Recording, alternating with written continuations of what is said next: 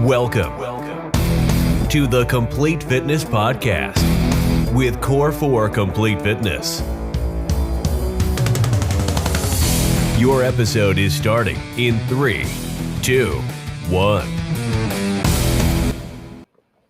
What is shaking, everybody? Welcome to another Epi-Wepi of the Complete Fitness Podcast. It is me, Evan. This is episode 162, and I am battling. I am coming down with something. I am sick. Very emotional weekend. More ways than one. Not going to get all into it. But the one that is very obvious and less dramatic, I like to have fun with it, is the devastating loss that the Detroit Lions have suffered this week. A lot of speculation. Should have done this, should have done that, should have done that. Point is, there was a lot of bad luck that happened in a short amount of time. And as dominant as we were the whole entire game, that bad luck outweighed our good luck, our good fortune. And what's really frustrating is the good luck and good fortune was just being better, just playing better ball. And we really dominated the game. But 2 or 3 fluky things happened, and now we are not in the Super Bowl. And it is just so sad. This too shall pass. This is pain. And pain fuels us. We'll be better next year. Everyone's going to be better next year. Our division's going to be much better. We're going to play a tougher schedule. It's not going to be some, I believe we can get back there. But what's very frustrating is we were good enough this year. And we had a really good path. We were going to play the Chiefs, who we've already beaten this year. I'm confident against the Chiefs. We had a legitimate shot to win the Super Bowl, more than legitimate shot to win this game. This was our biggest hurdle, and we did enough, essentially, to win it. And things just did not break our way. Crucial drops, huge fluky play, should have been intercepted, bounced off the face. Brandon Ayuk makes the catch. I just keep reliving it. I got home from work last night around 6 and walked into my house and got very depressed looking at my living room. I was wearing a hoodie. I had my hat. It was still laying on the couch. I was thinking 12 hours ago, we were running around, jumping around, celebrating this Jameson Williams touchdown when we ran the ball down their face the whole first half. And the optimism and the pride and the joy. I had a bunch of videos of Rowan in his JG shirt going, JG, JG. And it's just all shattered and gone in the most heartbreaking fashion. I think any Lions fan would have told you they'd rather have just gotten blown out or outmatched or underperformed or just had the better team won. That's not what happened, and that's why it hurts. The Lions are the better team. The Lions were the better team, and they didn't get it done. And that's a tough pill to swallow. So that's that. That's why I'm sad. Also, sick. I don't know if I started with that. I'm coming down with something. And so I'm very tired, sluggish, snowing outside, so there's no sun again. It's February, just about. And we're battling. We're in battle mode. We got to battle through emotions. We got to grind it out. We got to battle through physical ailments. But we're still here. We'll be here. And take pride in that. It's fun, right? I have a lot of fun joking. I have my mother-in-law and people texting me going, oh, my God, are you okay? And it's really, I'm being a little dramatic. It's so fun to act as if I'm a part of the team. When we made it to the NFC Championship game, I couldn't believe I did it. I made it to the NFC Championship. I have fun. It's fun. But yes, I'm okay. But the hurt was the same. I hope everybody is having a great start to their week. It is Wednesday. I'm recording this on Tuesday. Hopefully I'm not sicker by the time you're actually hearing this. This just started this morning. But I wanted to talk a lot about outcome versus output. Now, it's a big popular thing. And when it comes to mindset, which is what I really like to focus on, spend a lot of time studying and thinking and going through in my own world, And then I like to apply it to health and fitness because the health and fitness train is a hard one to board and more hard to stay consistent. So mindset, I believe, is huge. I will die on this sword. I will continue making mindset content, as they say. And whether you're in or out, don't care, because I truly believe it is huge. And if you conquer your mindset, health and fitness stuff is going to come with it. So how do we apply this outcome versus output thing? And there's a great quote. It's we can control our output to control our outcome. Think about it this way. It's snowing. So you want to shovel your driveway, sidewalks, whatever. You want to shovel it. That's the outcome, to have a shoveled driveway. You can't control the outcome, the actual driveway being clear of snow. But you can control your output. What are you going to do? Go shovel. Go snowblow, right? You can put your boots on, then you can put your jacket on, then you can put a hat on, then you can put your gloves on, and you can go out into the garage and grab your shovel, and then you can get to work. And in an hour and 20 minutes, however, whatever, your goal will have been met. So you can't actually control the outcome. What you can do is control the output to the outcome. In the mindset world, the therapy world, in the idea of dealing with anxiety and depression and things, it's thinking about future-oriented base, but it's very, very similar. Like, you can't control the way people think, but you can control how you feel about what people think, right? And that's the end of the day. You cannot control. If somebody is mean, someone's an asshole, someone has a strong opinion about you and voices it and says a bunch of things, you can't control them.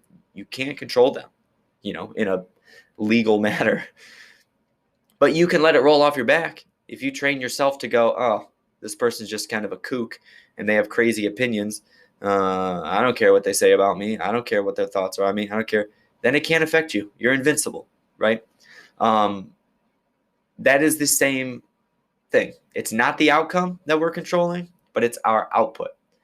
And relating to health and fitness, understanding our outcome is huge. And outcomes, there can be several of them, right? Oh, squeaky chair. Got to say it so people don't think I'm just farting on my podcast. The outcome. We have big outcomes.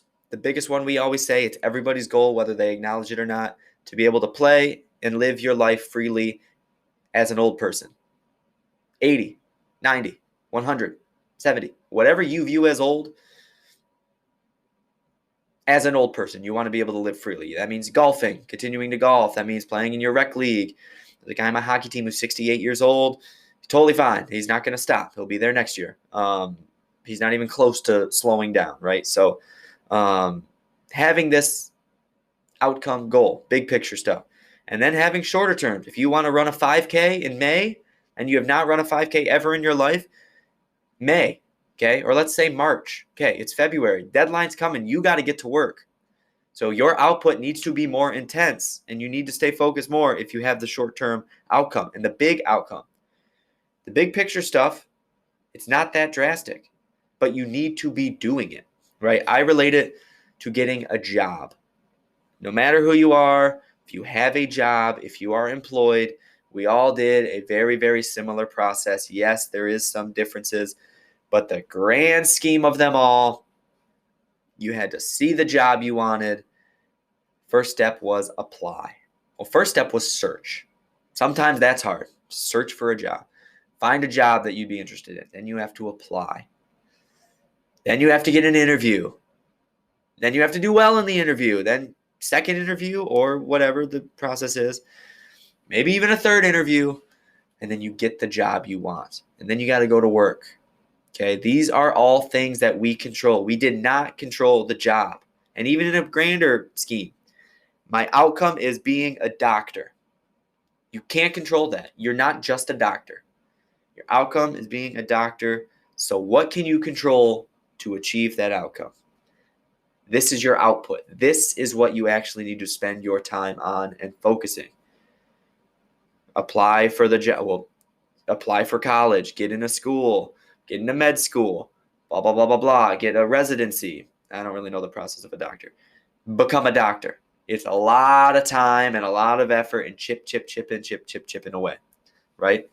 So my point is, in the health and fitness world, if you want to lose 100 pounds, you can set yourself a deadline and you can go, all right, my outcome is 100 pounds by June.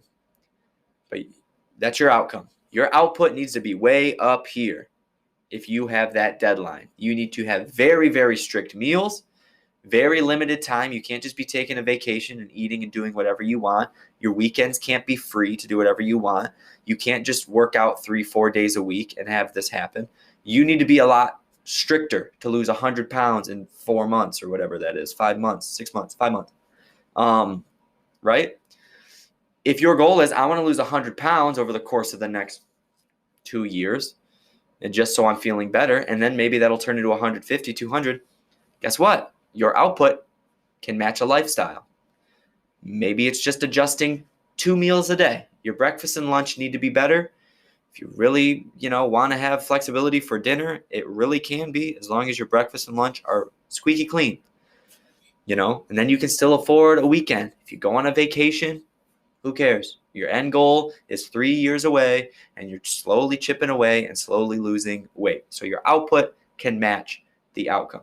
Now, I'm not saying there shouldn't be close deadlines. They're awesome, but they work in conjunction with it. Keeping sight on your end goal, your end outcome. You're being 80 and being able to play with your kids. What do you need to be doing now? What is your output? Exercise 30 minutes a day, 4 times a week. Have a clean breakfast. Instead of eating the Pop-Tarts or the waffles or the bullshit you're eating, switch it out for some egg whites, turkey sausage, protein shake, something that actually fuels you and is much better for you and is much lower of a caloric value for you. And that will be enough.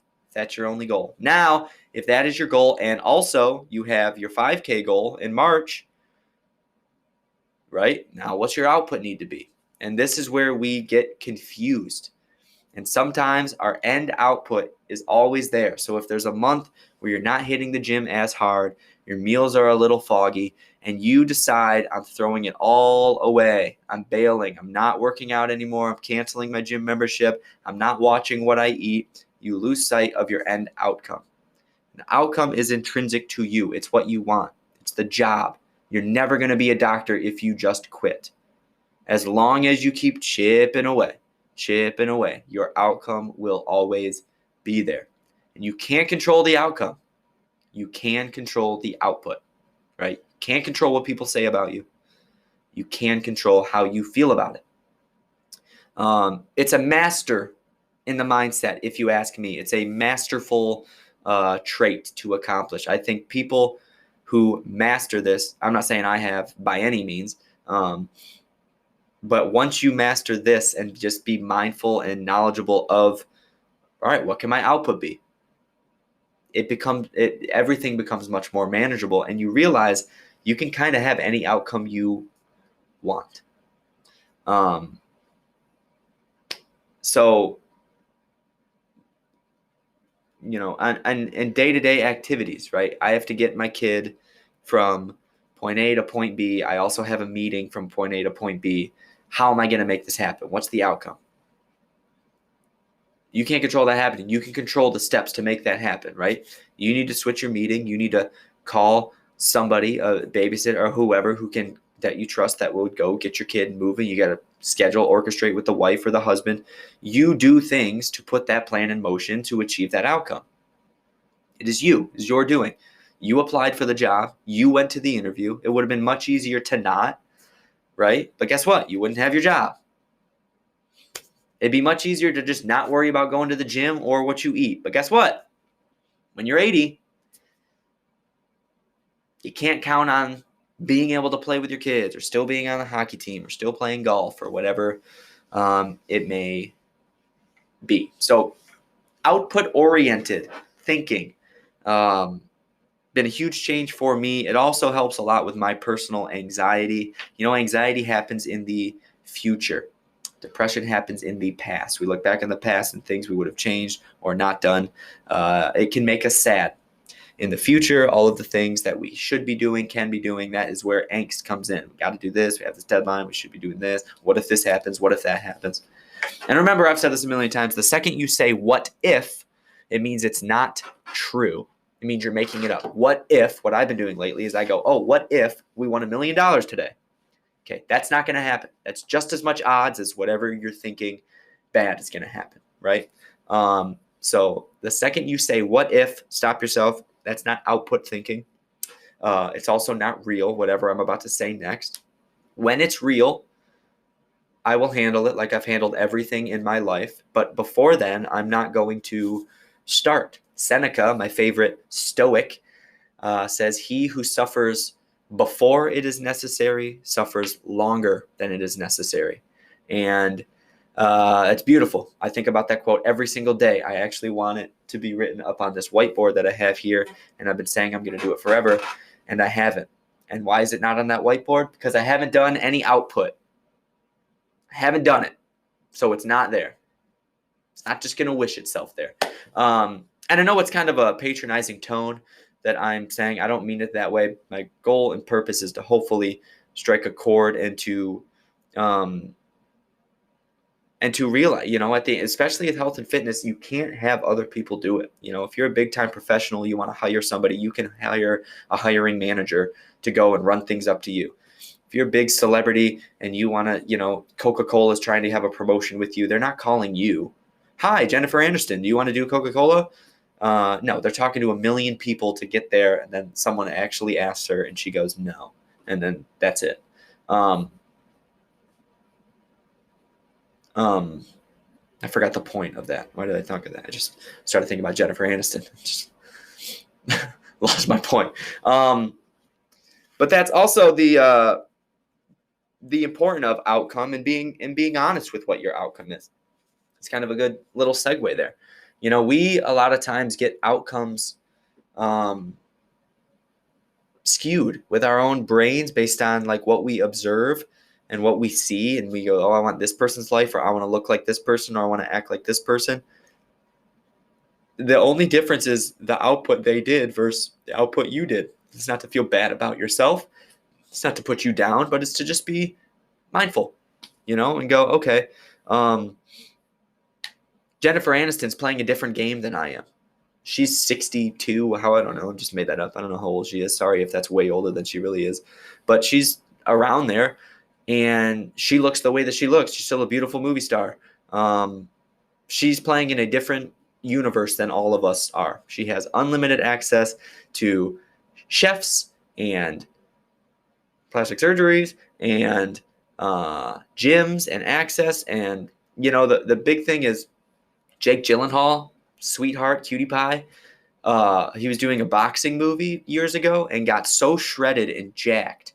And I remember thinking, because it was when I was really, really into CrossFit. And so I was hitting the gym hard, and I was so into it, super competitive. My diet was perfectly clean. I was in really, really great shape. My body looked nothing like this guy's.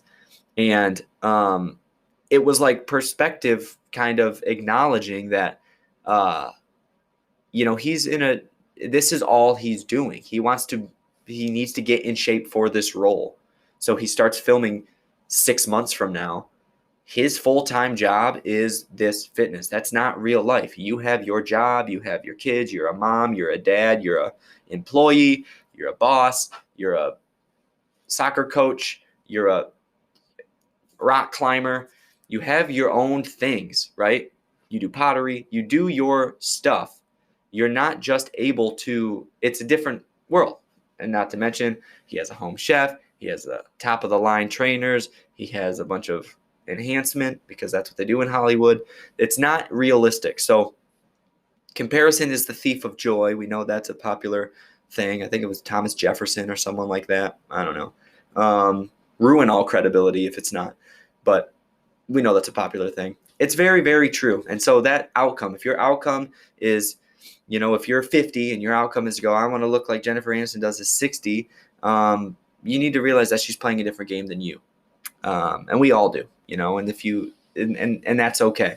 But if your goal is to have toned arms, yeah, you got to do it. You got to dedicate a lot of time to do it. She's still doing it, right? Although she has a ton of help that we don't have, which is going to help and aid to make things more realistic or whatever. It's still just a human being. And so That was a weird little tangent. I didn't mean to make that. I was just trying to fill time, baby. It's hard to talk to yourself for 20 minutes.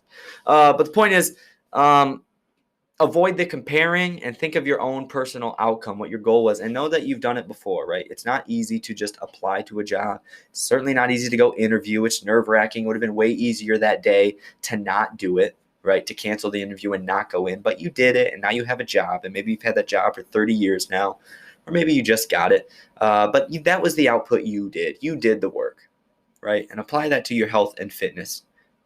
Output-oriented thinking can be a game changer.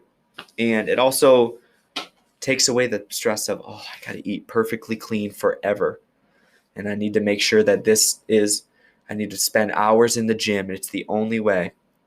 No, if you're just chipping away and you prioritize health, instead of 3 shitty meals a day, you limit it to 1 shitty meal, you're going to see results. Instead of slamming Mountain Dew and Monster Energy drinks, you switch that out to water, coffee, and tea, you're going to get better. All of these things are, and even if you on the weekends, you still allow yourself your vice, it's still better.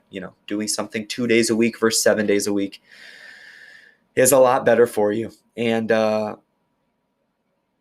it's that end outcome that you want. Less time thinking about that. Oh, I got this, I got to do that, I got to do this, and more time focusing on what am I doing today? What is my output today in order to stay on track with my outcome? Searching for the job, applying for the job, applying for med school, going to the gym for 30 minutes. It really puts in perspective that it's much more manageable than it feels sometimes. And so that is it. That is what I wanted to talk about. I hope you enjoyed it. I hope this finds you well. I hope the podcast always finds you well. It's important to me. I want it to grow. I believe in what we are doing. And in the infancy stages of things, it's tough. You battle through a lot of feeling stupid and silly and almost like there's no point. But that's outcome thinking. Output thinking is you do it anyway. You don't care. You don't worry about comparing. Love you guys. We'll see you next time.